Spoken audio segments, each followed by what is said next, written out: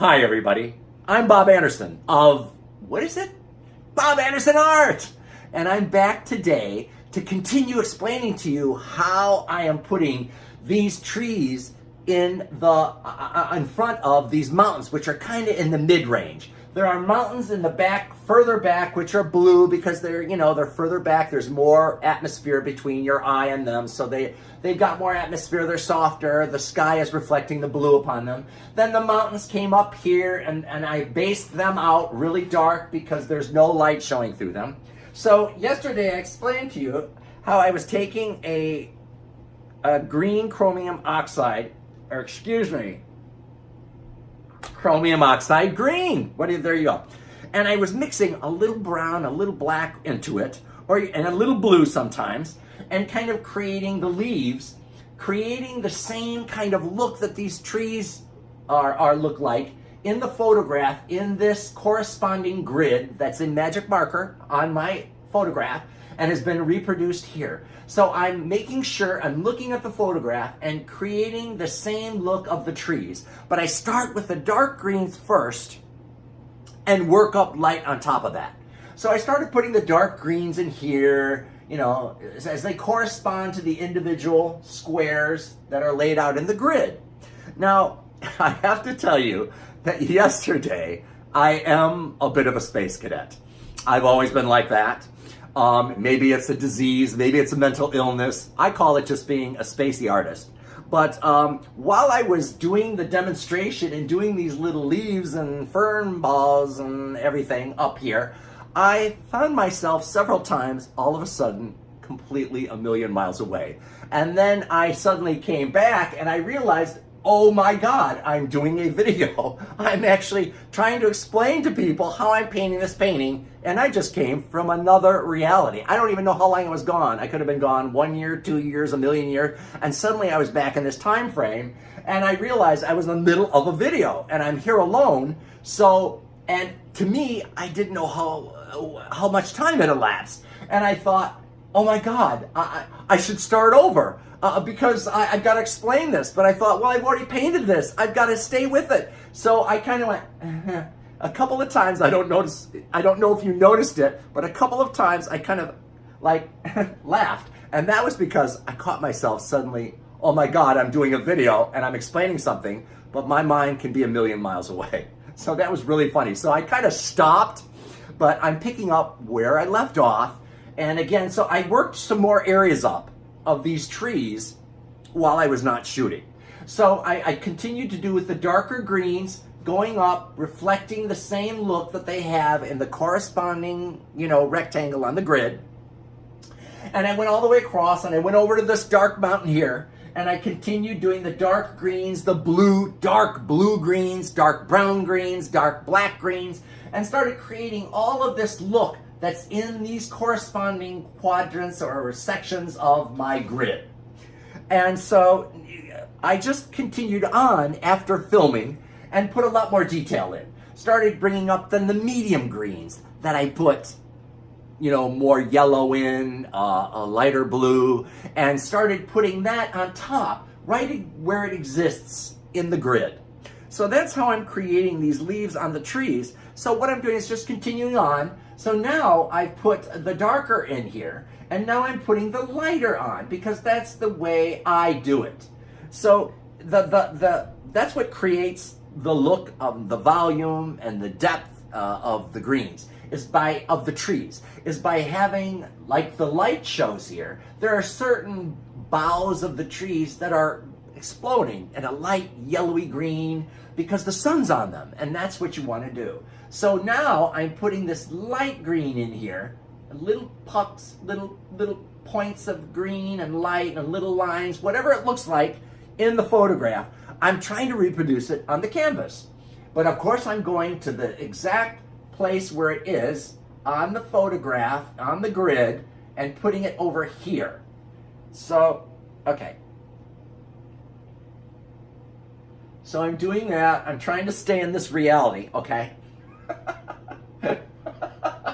Seriously.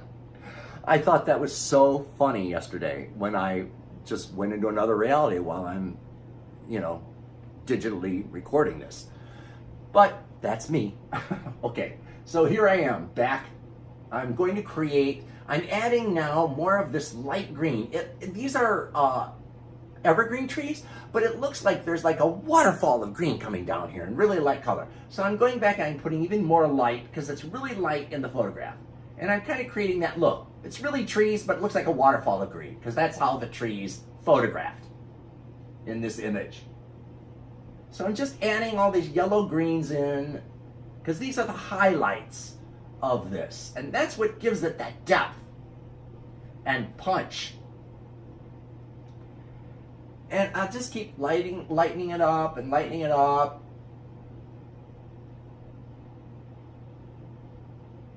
Just adding more and more layers of detail.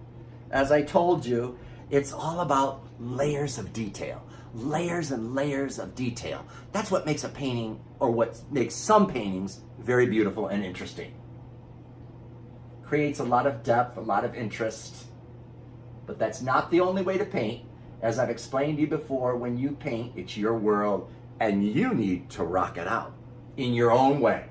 But I'm just giving you ideas on how I paint and how I'm painting this painting. Okay, so again, I'm going lighter and lighter and lighter, just adding more and more lighter green areas on these evergreen trees, creating more depth, creating more interest, more detail. So, and there were a couple trees in the background which look a little crooked. I'll have to straighten them out, but they're a little bluish because there's more atmosphere between your eye and these trees. That's why they're bluer, because the sky's reflecting on them and making them a little more blue. And if it seems like I'm repeating myself a lot, it's because I am. Because when I'm learning, I need someone to repeat something to me. If I just hear it once, blah, blah, blah, blah, blah, blah, I don't remember everything. So I think it's important to kind of reiterate and re-emphasize things so that the person that's watching can understand better. At least that's what I hope, you guys. Okay, back to the painting. Hopefully I won't go into another world. Okay. Okay.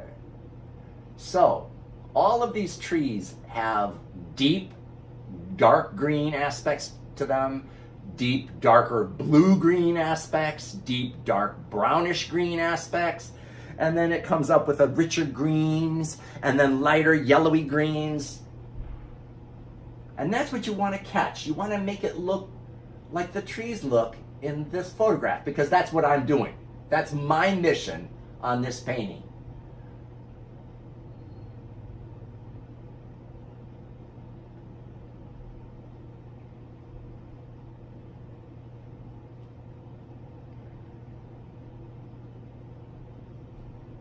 Okay.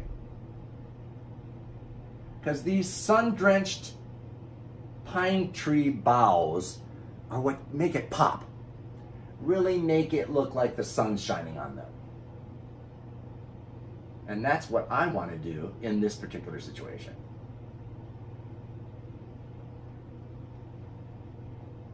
Hopefully, I will not go into another realm.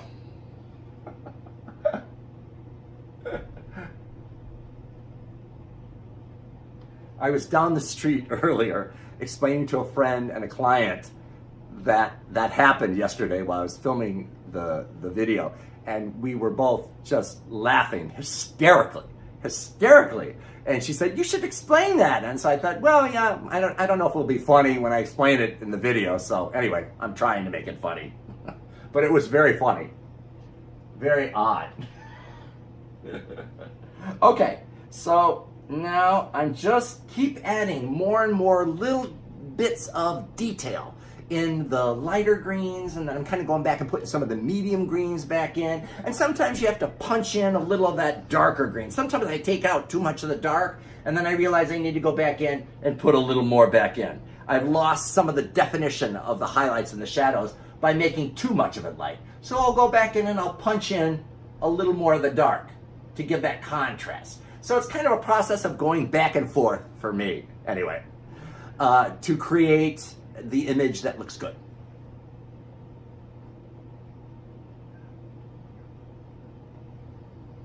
So anyway, that's it for right now. I'll see you later. Bye.